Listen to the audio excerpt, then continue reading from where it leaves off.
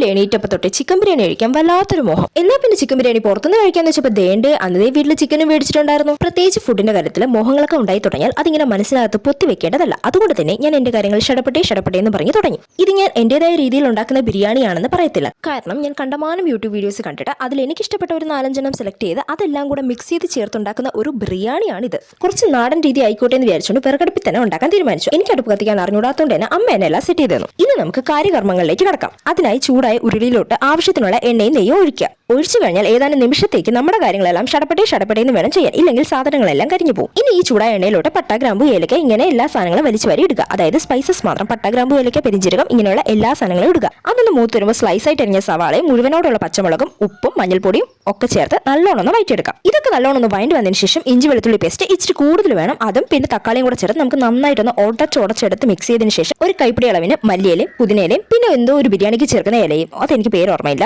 ഇതെല്ലാം ചേർത്തതിന് ശേഷം വീണ്ടും നമ്മുടെ പഴയ പരിപാടി നന്നായിട്ടൊന്ന് ഇളക്കി മിക്സ് ചെയ്ത് കൊടുക്കുക. അതിനുശേഷം നമ്മൾ നേരത്തെ കുളിച്ച് സുന്ദര കുട്ടപ്പനാക്കി മസാലയൊക്കെ തേച്ച് വെച്ചിട്ട് നമ്മുടെ ചിക്കൻ പീസസും കൂടെ ചേർത്ത് ഇതിലോട്ട് തന്നെ നമ്മുടെ മെയിൻ സ്പെഷ്യൽ മസാലക്കൂട്ടും കൂടെ ചേർത്ത് നല്ലോണം ഒന്ന് ഇളക്കി മിക്സ് ചെയ്ത് കൊടുക്കണം.